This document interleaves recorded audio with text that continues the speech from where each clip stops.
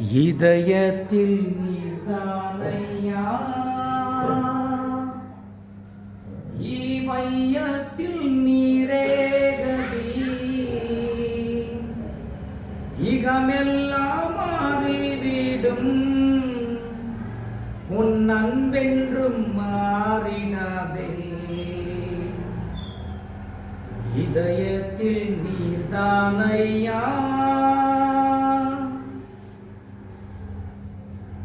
என் அன்பு பிரியமான தேவ ஜனமே, இந்த மாலை நேரத்தில் கர்த்தரை துதிப்பதில் மகிழ்ச்சி அடைகிறேன். நம்ம இருதயத்துக்குள்ள வாசம் பண்ணுகிறவர் கர்த்தராகிய இயேசு கிறிஸ்து. அவர் நேற்றும் இன்றும் என்றும் மாறாமல் இன்றும் ஜீவிக்கிற சர்வ வல்லமையுள்ள தேவனாய் இருக்கிறார். எவ்வளவு பேர் நம்புகிறீங்க? இனி ஜீவிப்பது நான் அல்ல, கிறிஸ்துவே எனக்குள்ளே ஜீவிக்கிறார். இயேசு ஒரு இல்லாத ஒரு வாழ்க்கை அல்ல. இயேசு நம்மோடு இருக்கிற வாழ்க்கை ஜெயமான வாழ்க்கை, பரிசுத்தமான வாழ்க்கை, வெற்றி உள்ள ஒரு வாழ்க்கையா இருக்கிறது. பிரியமானவர்களே, ஆமென். எவ்வளவு பேர் நம்புகிறீங்க இயேசு என்னோடு இருக்கிறார்? சங்கீத புஸ்தகத்தில் எடுத்து வாசிக்கும் போது 16ஆம் அதிகாரம் 8ஆம் வசனத்தில், நான் கர்த்தரை எப்பொழுதும் எனக்கு முன்பதாக வைத்திருக்கிறேன், அவர் வலது பக்கத்தில் மீட்டிருக்கிறபடினாலே எதுக்குமே பயப்பட மாட்டேன், பொல்லாப்புக்கு பயப்பட மாட்டேன்.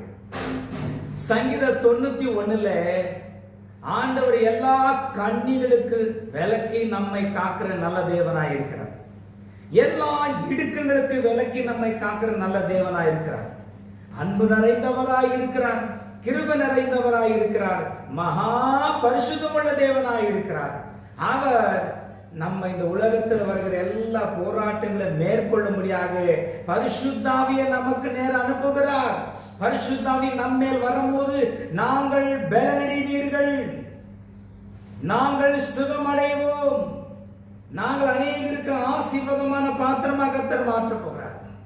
ஆண்டவர் சிந்தனை மாற்றப் போகிறார், இருதயத்தை மாற்றப் போகிறார், நம்மையே மாற்றப் போகிறார், அவரை போல மாற்றப் போகிறார். நம்ம அவரை போல மாறுவோம், அவருக்காக வாழ்வோம், சாட்சி உள்ள ஒரு வாழ்க்கை வாழ்வோம், பரிசுத்தமாக வாழ்வோம், அவருடைய ராஜ்யத்தை கட்டுவோம், அவருடைய ராஜ்யத்தை குறித்து பிரசங்கம் பண்ணுவோம். இயேசு இயேசு இயேசு என்று சொல்லி பாடி மகிழ்ந்து கனி கூறுவோம்.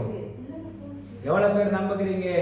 ஆண்டவர் எங்களோடு இருந்து அவர் பெரிய காரியங்களை செய்கிற நல்ல தேவனாய் இருக்கிறார். ஹல்லேலூயா.